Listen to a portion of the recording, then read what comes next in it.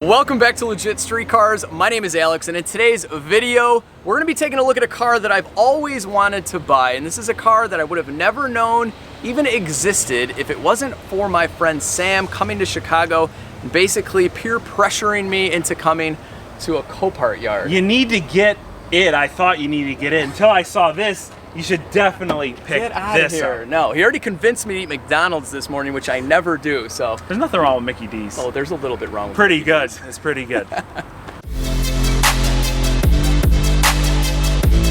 So guys, if you watch my channel, you know that I love interesting mechanics, hence the reason why a lot of my cars are pretty complicated older German cars. So we have a Maserati here. Nothing too crazy to see. It looks like it's in pretty decent condition, but we have a Rolls Royce. I popped the hood on this car. This obviously is in need of basically an entire full restoration, but something that I saw right away under the hood is that we have a fluid line with a bleeder running to the front shock or strut or whatever you want to call this. So you comment down below, but is this an early version of some kind of hydraulic suspension? I'm not sure exactly what year this is. Hold on. Oh, it's a 1967 right there. So I'm not sure, but this is pretty cool. It's a Rolls Royce, so there is a very good possibility, because I'm sure they were ahead of the curve back then too as far as technology, that this could, oh my gosh, it's right-hand drive too. This is awesome. Look at this, and this is real wood. So it could be one of the very first cars with a hydraulic type of suspension. So that would be like the ABC suspension on the Mercedes. Oh my God, look at this. Look at this plaque right here. London, this is so cool to see. And it will sell for like next to nothing. Unless Really? this is a super collectible one. Right. These cars aren't worth a lot. What is it? Maybe it is. I don't know. It's weird. It's got some nice rust down there. And So it's got 29,859 miles. Who knows? I mean, honestly, who knows? Could have rolled over a couple times. is this British Racing Green? I think it is. Hang on, I gotta take a seat in here. I can imagine this parked outside of your place on the street. I think so. I mean, in Chicago, no one would touch this. Look at this. We have obviously power windows, and I know some older Mercedes actually had hydraulic power windows, and from what I understand, they will chop your fingers off, so you have to be really careful. But guys, I am like a kid in a candy store at this Copart auction lot. I've never been to one of these before, but I've been to plenty of junkyards. My mom, when I was a kid, used to take me to junkyards all the time, and I would walk around them for hours, sitting in the cars, just imagining their story. I would have loved to have been like a fly on the headliner of some of these cars, especially the ones with really high mileage, which you guys know interest me quite a bit, because I would love to know their maintenance history. I would love to know who owned them. Someone loved these cars originally, and this old Rolls Royce is no different. This was bought brand new. It's a very special car. Who knows the history? But we have a ton of stuff like this to look at in this video. And I found out that this is the second largest Copart in the entire nation, and it's 45 minutes away from my house. So am I gonna come back here for some future videos? I could already tell you, yes. It's an 84 300, I think this is a TD. What does it say in the back? Look at this, 158,000 miles on a diesel Mercedes from the 80s. That has gotta be like a record low, so 300D. But then it says turbo diesel, so I don't know if they put the wrong badge on there, or maybe that's normal. Look at this, it's got the first aid kit. Oh, this is so cool, right in the back. And this interior looks so nice. Does it really have 158? 158,000 miles. So if you guys know your old Mercedes diesels, you know this thing is just barely broken in. This is really cool to see. Someone is definitely gonna pick this up. Probably convert it to vegetable oil if they haven't already. Looks like a little bit of damage right here. No big deal on a car like this, though. You could pound this out. These things are seriously tanks. We have another Rolls Royce that's slightly different. This is a brand new Cullinan. This is like a $500,000 SUV. It is gigantic, and it has a little bit of a custom color theme going on here. We're in Chicago, so take a guess at what is happening with the orange on here. But here is our primary accident on this car. I could only imagine how much this would cost to get fixed, but I mean, look at the size of the fender on this car is just massive. But behind it, the structure, the frame doesn't look too bad. So you'd imagine if it was hit super hard, this would be smashed in, although, well, actually this little part here, it could have just been a little ear is broken off, maybe a part of a bracket that bolted up to the fender. But take a look at the interior on this car, guys. This is amazing. I don't think I've ever physically touched a Rolls Royce in my life, so this is a first for me. And God, I mean, I'd imagine this thing probably goes over $500,000, but it is absolutely gorgeous. I mean, I wouldn't even know, honestly, what to do with myself driving around in this thing. It is beautiful. I think I'd just be kind of like playing with all of the buttons. But take a look at this. It has suicide doors, and you have a massive back seat. And then we have some disassembly going on here. So this is probably all the stuff in the front end, maybe the insurance company when they were taking apart the fender to inspect the damage. But absolutely gorgeous. This is definitely gonna be fixed. No airbags went off. Most of the car is still very, very intact and looking really, really nice. All right, we have a brand new Supra right here. And this is crazy. Is this the first totaled Supra ever? We found it. All right, so it's Z4 and it looks really good. And that's because if you see right there hanging from that mirror, there's a packet. And in that packet, I'm betting there's gonna be a little bit of water at the bottom. That is a moisture packet. Dude. And so basically when these cars flood, and this car's probably been cleaned out and vacuumed out, there's still water everywhere in the flood car. So we can open it up, and the interior's in pretty darn good shape for a flood car. Let's see, does it have that? Hey, you know what? It doesn't smell that bad. It does smell a little bit like you flood got car, yeah, though. a little bit, but it's not so horrible. This is just wicking up all the excess moisture, so it goes in that bag. It doesn't stay in the car. Otherwise, it would just kind of come up and hit the headliner and just stay wafting. But this is a good thing, and this car doesn't smell half bad. Let's actually open up the driver's side and see if the electronics turn on. You never know. Oh, look, we got a light. We got a light. All right, let's see. Brake. No. Oh, wait a minute. Battery's low. Battery's low. But Or still, well, or it's water. or it's hydro locked. There's a little click going on. Yeah. So we got a Tesla. It's a newer one. You can tell it's got the camera on the fender. Now, before we go around, we got these beautiful wheels. We've got a glass roof, dual pane. This has to be a P90, P100D. Come on. It's gotta be. It's gotta be something. Well, no, it's a 100D. It's a 100D. So it's not a performance. Wow. They really kind of, wow. This is pretty bad. I didn't see this coming. Jeez. So this is a 100D, so it's all-wheel drive. So the bigger motor is back here, and this is pretty bad. Wow, look at how close they came to these cables right here, just cutting those right open. Those are the high voltage cables going to the motor, I believe. This thing is rough. So this is exactly what my wife would want, a GL550.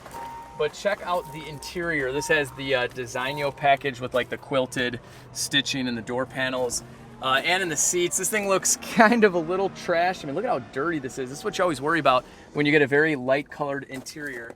Let's see if it starts. This does not look like it's been wrecked too bad. Oh yeah, it fires right up. Let's see. 83,000 miles. All right, not too bad. Wait, how do you say this right here? How do you say that? I say Designo. Is it Designo? I think it's Gino. Designo. Designo. Designo. Let's see the back seat. This is. Oh, I don't know if someone keyed it at some point. Ah, I love the interior. Oh yeah, this is nice. Oh, my wife would absolutely love the fact that you just. I don't know how. Oh, here we go. No, I still don't know how to work it. But yeah, look at this. We have damage right here. Oh, there it is. I was wondering. It looks like this is pushed in a little or not in the corner. Obviously, the bumper cover popped out. It's in my nature to just start fixing Mercedes-Benz on demand, so I'll make it look good. Okay, I got nothing. This isn't bad. Then we have like... Missing gas cap here. This is no big... Look at this. This stuff is just double-sided taped on. You know? I wonder if, just because of that huge hole in the sidewall of the tire down there, is this an undercarriage car? And it popped the bumpers too, so maybe went off-road a little bit. Yeah. And we've got definitely some, we've got some damaged front bumpers, but like you told me, when you're close to or live in the city of Chicago, you can kind of expect that sort of stuff. Yeah, this is normal. This is normal damage. Yeah, so that's... Look at that, look even more up here. Oh, wow, yeah. There it is. Okay, we found our damage. We figured it out. Wow, what is... That's metal. Wow, this metal got like pinched over or something. This is really weird. Or is that just how it is? No, that's just how it's supposed to be. Never mind. Wow. All right, I don't know. I don't like stuff on the roof, man. That freaks me out. It's tough. Anytime you combine the pillars along with the roof, I mean, it looks like actually the roof isn't bad. It's the main pillar here, but it is definitely smashed in. You can't have a Euro car without some extra oil in the back.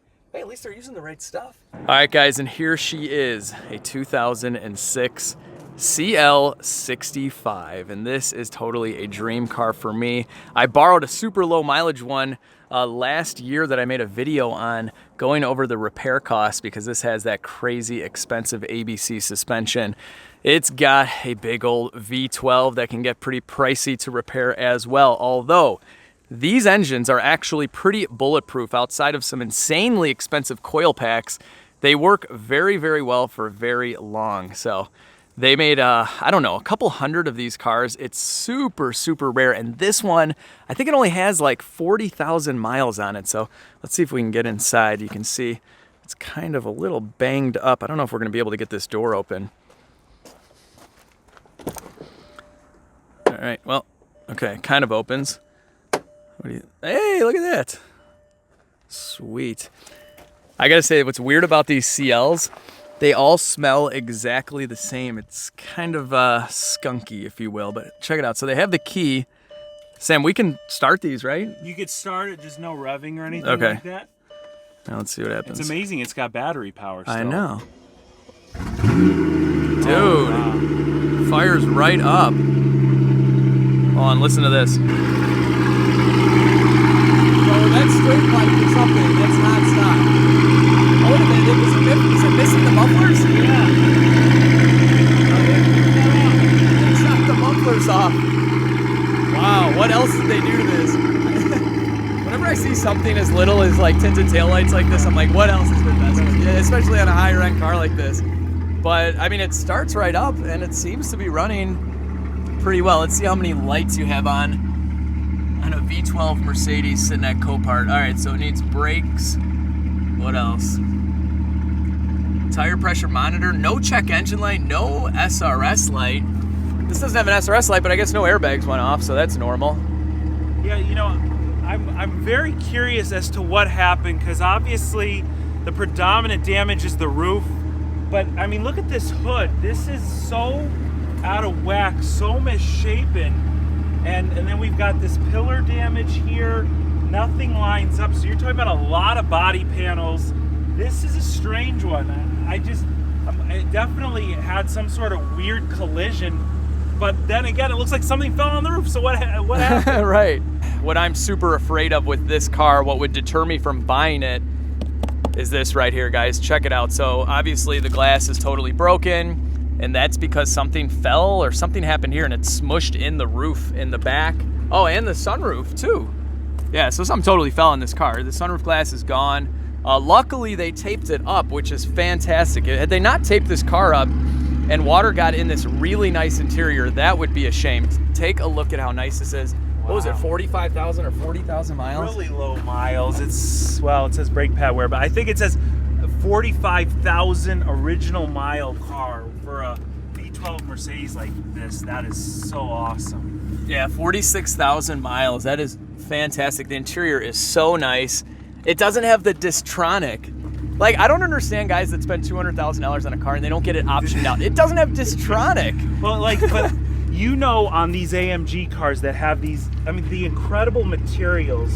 And look, a lot of times the really beat ones are all worn and scratched up. Yeah. This looks brand new. Totally. The interior is immaculate. Look, I want to save this car so bad. It would take a lot of work, but I wouldn't count it out 100% if it sells for the right price. Right, exactly. I mean, you figured the engine, the trans, everything's worth a decent amount of money on this car. And then what I love, guys, some of my favorite factory wheels. I'd love to have these wheels in my E55, but these wheels only came on the 65 cars, I believe, and they look so good. They fit like the era perfectly.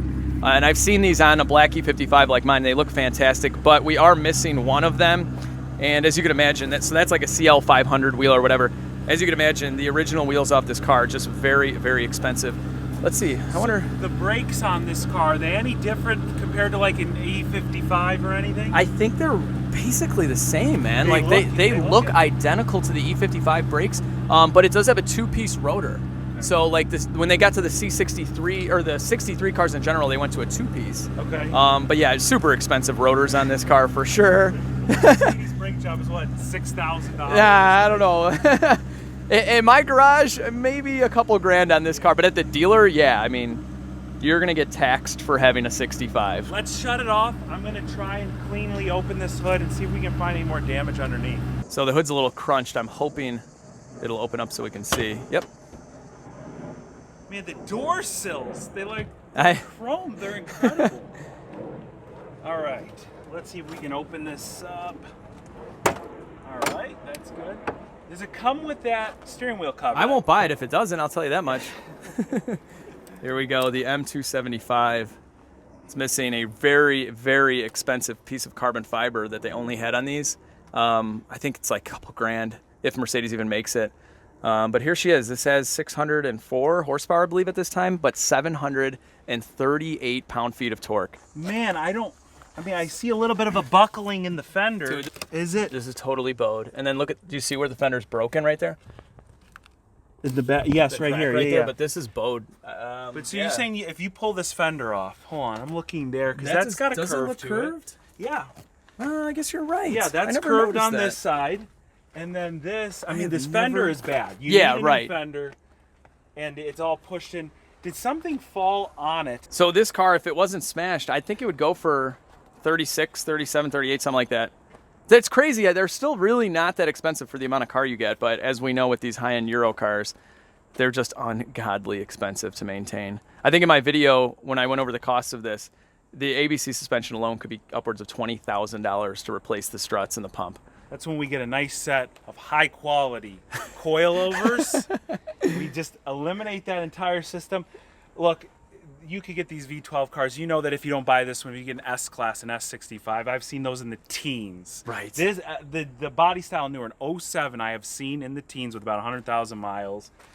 It's just incredible, the interior qualities. I know, how many times are you going to show this, but you got to get the door sill, Alex. I love the door sill. Look at this.